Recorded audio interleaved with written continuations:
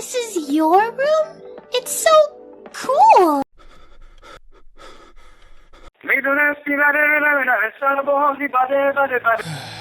Another day, another 12 hours staring at a screen. No, I mean, nothing's changed. I just get so caught up in being a virtual idol nowadays that I feel like I'm losing touch with my humanity. I'm almost more of a virtual idol now than I am a normal counterculture cartoon thought criminal these days. I'm a slave to technology. My life in the real world almost feels like an eternity ago. I don't even talk to anyone anymore outside of you. I feel like a husk. Nah, I don't really think that's what I need right now. I don't know. I need to, clear my thoughts. I don't know, I think I need to go for a drive. Can I borrow your 1996 Honda Civic? Oh, shut up, dude. You exist literally just to serve me and serve the show. Where are the keys at?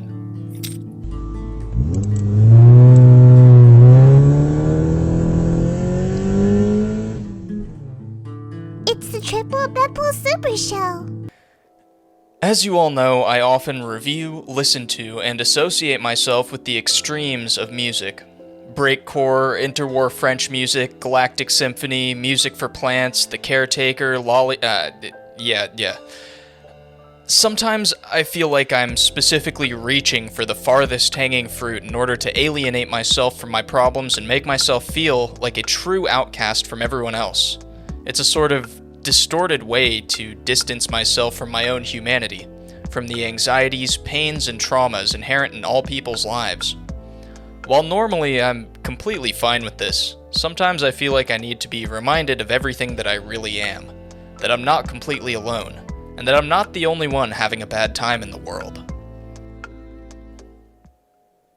Welcome to Sun Kil Moon's Benji. Cheddar cheese? There's so much cheese! Alright, so to be completely honest here, when I first gave this album a listen through, I didn't really feel it. I didn't understand what all the hype was about, and I honestly didn't get through the whole album. Maybe back then I didn't understand it, but now I get it. I think that's because I was viewing it in the same way that I was viewing most other music. In that I was unconsciously thinking, oh, where's the part that he does some amazing and technical feat that makes me say, oh, wowee, that was super epic and creative and amazing. But that's kind of the thing. This album plays upon the normality of life, the tragedy of the everyman, and his strength to persist through it all. In this album, Mark Kozelek doesn't really do anything that makes you want to shoot gooey ropes over your Anthony Fantano printout. And if he did, I'm sure it would completely defeat the purpose of the album. Benji by Sun Kil Moon is widely regarded as one of the most overrated hipstery albums of all time, because Fantano gave it a 9 back in 2014, and hipsters did exactly what I mentioned earlier and shot gooey ropes over their printouts of his face. However, David Bowie said it was one of his favorite albums, so I had to give it a shot too, even despite its former reputation. The appeal of this album is its roughness and its simplicity, its rambling, detail-oriented storytelling, and its simple chord progressions. The unremarkable yet sentimental nature of its stories, and the personal tragedies that it shows, feels so real that you can't help but empathize with the man who's speaking. Where other artists speak of abstract, symbolic stories, or focus on what sets them apart from other people with insane metaphors, Mark Kozelek speaks in a blunt and straightforward way, even rambling at times. He voices memories and thoughts that are so personal, so sentimental, that you rarely hear such things even when talking to people that you deeply trust. This album feels like the rawest expression of his soul. He talks about mundane events, regular thoughts and experiences, and is really able to bring home the beauty that is the everyman's life. The simple yet deliberate repeating guitar chords, coupled with his rambly, kinda talky singing style, are able to evoke a feeling of melancholy that really embody the experiences that he's talking about, and are contrasted as the vocals peel away into brief yet beautiful instrumental sections.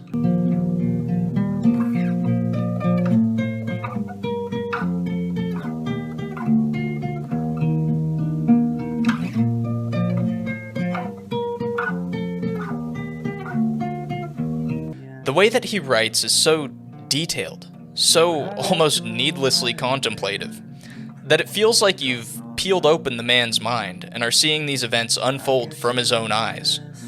The lyrics represent every racing thought, every needless question and correlation, every little thing that makes the perspective so human. Here, look. In this song, he's talking about the untimely death of his cousin, who he didn't know well but still felt awful for. He thinks about her kids, the circumstances surrounding her death, a similar death of his uncle in the family, how this loss might affect those close to her, and how he was affected, despite not being as close as others might have been, and how other people might view his grief. And he articulates each and every word of it. It might seem like a bit of a ramble, and it is, but that's the beauty of his work. It's purely a stream of consciousness. Most other albums I review or listen to are quote-unquote vibe-based, for lack of a better term. I can't believe I wrote that into the script. But this album, in my opinion, is almost the exact opposite. It relies heavily on immersion into the lyrics, and close listening of those lyrics. If you don't allow yourself to really think about and imagine what he's talking about, and, make an attempt to relate to it, you probably won't get why I'm gushing over this album so much. He touches on the thoughts and emotions of someone who's faced death, and someone who fears the deaths of his loved ones more and more as he's gotten older.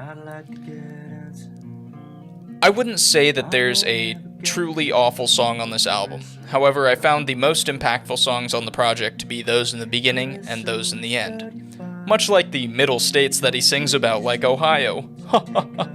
I feel that some of the middle songs blended together into one almost uniform style that we can stereotype all together as one uniform culture. By the way, southern states, I'm joking.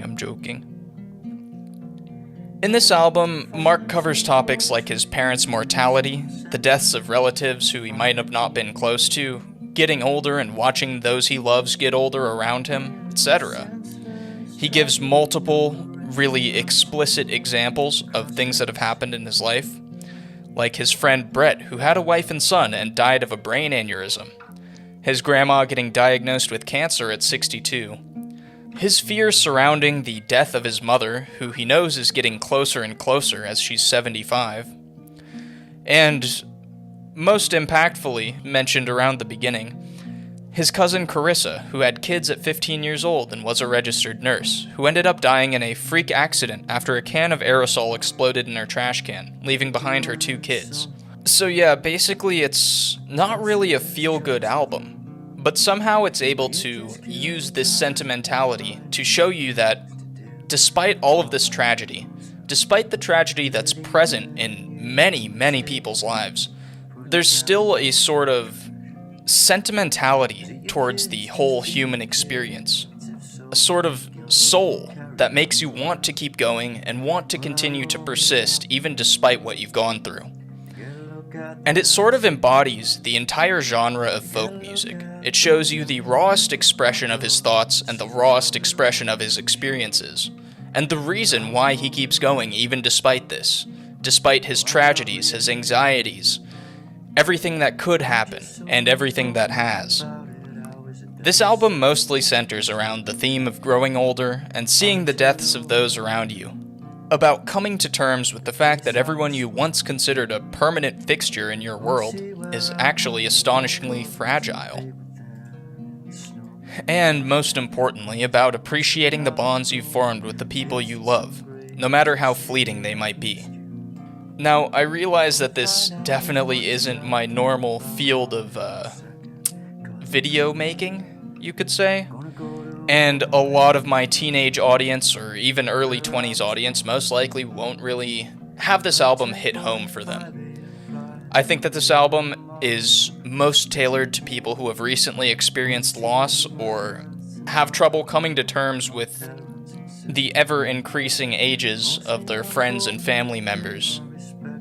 So, you know, if you're going to say, oh, this isn't breakcore, this album is dog shit, it's not for you. It really isn't. And you gotta respect that, you know, not every piece of art is going to speak to you at every moment in your life, and that's completely fine. As for me, speaking as someone who has recently faced loss, don't worry guys, don't worry about me, I'm fine. I'm gonna have to give this album an 8.7, but a 9 to a 9.2 if you're depressed. As always, this is a number that I pulled out of my ass just like everyone else on the music reviewing scene. Fuck you, Anthony Fantano, suck my cock.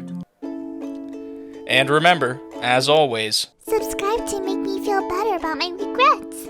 Oh, everything you do, it sends me higher than the moon. and as always, I'd like to give a special thank you and a special shout out to my patrons over at patreon.com/triplebutthole. That's a joke, the link's in the description. We've got our connoisseurs of fine art, Walter, Thick Melon, The Cool, Misos Alpinks. By the way, thank you for telling me how to pronounce your name. I have the comment pulled up right here. And Cumcumber26. As for our pseudo-intellectual supporters, we have Cade, the homie Maroney, Saws, Shay Honk, and Alcume Zuke, otherwise known as Zucchini. And our number one aficionado of degeneracy, as always, we've got Alec. I'd like to thank you guys so much for your support. I hope you like the stickers, and if anyone didn't get theirs, please message me on the Patreon Messenger thing. Thank you guys so much, as always. More content coming soon. We'll see when this comes out. I'm recording it on July 9th, so hold me to that. Look at how long it takes me to get a video out, bruh. Thanks for watching.